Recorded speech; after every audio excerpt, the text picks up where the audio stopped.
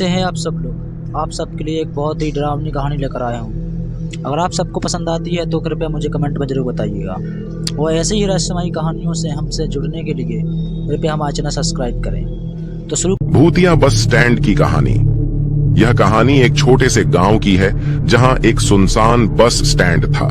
गांव के लोग इस बस स्टैंड से दूर रहते थे क्योंकि उनके बीच यह अफवाह थी कि वहां रात में अजीब घटनाएं होती हैं।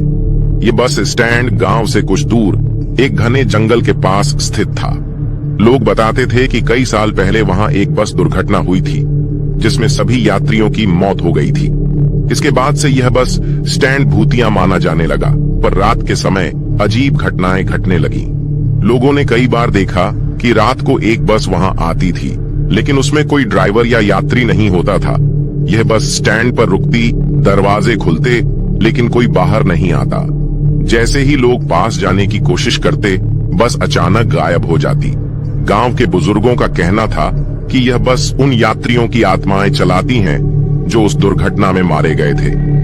एक यात्री की आप बीती रामू नाम का एक युवक जो अपने परिवार से मिलने गांव आया था, उसने इस बस स्टैंड की अफवाहों पर विश्वास नहीं किया।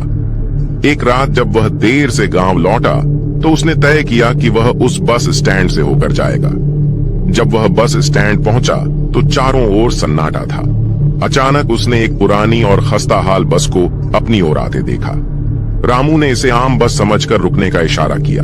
बस धीरे धीरे रुकी और दरवाजे खुले।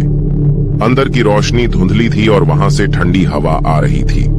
रामू को थोड़ा अजीब तो लगा, लेकिन उसने सोचा कि शायद यह उसकी थकान का असर है।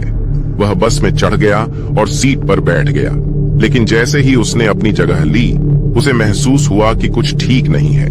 बस में अन्य यात्री बिल्कुल शांत थे और किसी की भी शक्ल साफ नहीं दिख रही थी। कुछ देर बाद रामू ने जब बस के शीशे में अपनी परछाई देखी तो उसे डर का एहसास हुआ। शीशे में उसकी परछाई के बजाय एक कंकाल दिखाई दिया।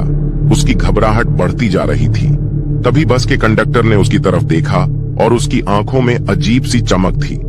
उसने धीरे से कहा, तुमने गलत बस पकड़ ली है। रामू को अब इस बात का एहसास हो गया कि वह एक भूतिया बस में सवार हो गया है। उसने तुरंत बस से उतरने की कोशिश की, लेकिन दरवाजे बंद हो चुके थे। बस तेज रफ्तार में जंगल की ओर बढ़ रही थी। रामू ने हिम्मत करके खिड़की तोड़ने की कोशिश की, लेकिन उसकी आवाज कोई नहीं सुन रहा था। सब यात्री बिल्कुल स्थिर बैठे हुए थे। रामू ने अपनी जान बचाने के लिए जोर से हनुमान चालीसा का पाठ करना शुरू किया। जैसे ही उसने कुछ श्लोक पूरे किए, बस अचानक रुक गई और दरवाजे अपने आप खुल गए। रामू ने तुरंत बस से कूदकर अपनी जान बचाई। उसने पीछे मुड़कर देखा तो बस और उसमें बैठे सभी यात्री गायब हो चुके थे। वह किसी तरह गांव वापस आया और उसने यह बात सभी को बताई। उसके बाद रामू के इस अनुभव के बाद गांव में कोई भी उस बस स्टैंड के पास जाने की हिम्मत नहीं करता था, खासकर रात के समय।